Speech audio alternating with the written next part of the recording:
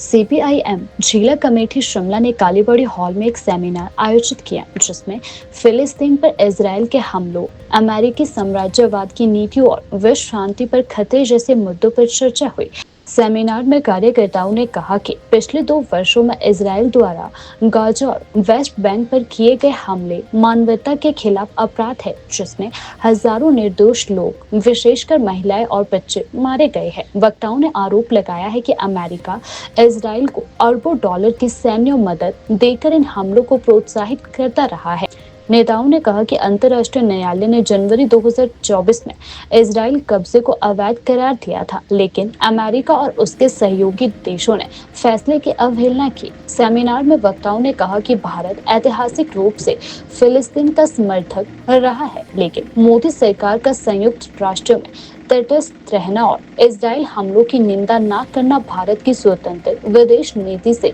विचलन है। उन्होंने आरोप लगाया कि अदानी समूहों के इजरायल रक्षा कंपनियों में निवेश के कारण केंद्र सरकार चुप है।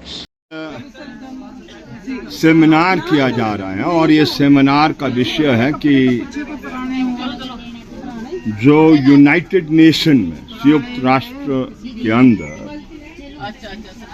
जो फैसला हुआ है कि फिलिस्तीन को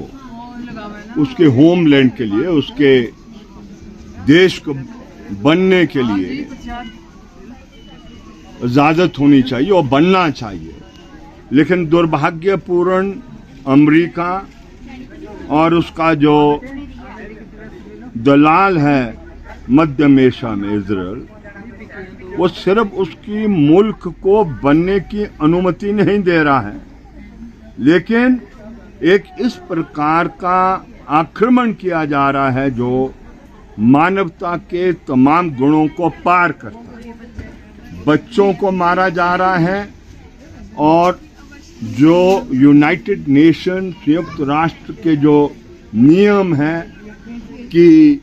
आप हॉस्पिटल पर बॉम्ब नहीं फेंकेंगे, जहां पर आम नागरिक बसते हैं वहां आप बॉम्ब नहीं फेंकेंगे, लेकिन ये यूनाइटेड नेशन के नियमों को तोड़ते हुए इस तरीके से किया जाए। इसलिए हमारी पार्टी आज फिलिस्तीन के साथ एकजुट था और जो यूनाइटेड नेशन के प्रस्ताव समय समय में पारित किए गए हैं, उसको अमल करने के लिए भारत सरकार जो एक ढुलमुल रवैया इख्तियार किए है। पहले तो अमेरिका के खेमे में था जो विरोध करता था, लेकिन पिछले यूनाइटेड नेशन की बैठक में वो न्यूट्रल रहा है। ये अच्छी बात नहीं है। हमारा मुल्क जो राष्ट्र मुक्ति आंदोलन से निकला हुआ, साम्राज्यवाद का मुकाबला किया, उनके दांत खट्टे किए, हम दुनिया में हमेशा उन मुल्कों के साथ खड़े रहे जो गरीब हैं, पिछड़े हुए हैं और जो साम्राज्यवाद के चुंगल से जो लूट घुसूट, जुल्म और अत्याचार साम्राज्यवाद करता है, उसके विरुद्ध में हमारी विदेश नीति रही है। लेकिन मोदी साहब के आने के बाद ये अमेरिका परस्त नीति हुई है जो हमारे देश को नुकसान पैदा करती है और यहाँ की अर्थव्यवस्था की चक्की को भी खड़ा करती है। इसलिए इस अधिवेशन के जरिए, इस सेमिनार के जरिए हम भारत सरकार को ये संदेश पहुंचाना चाहेंगे कि ये मान्य नहीं है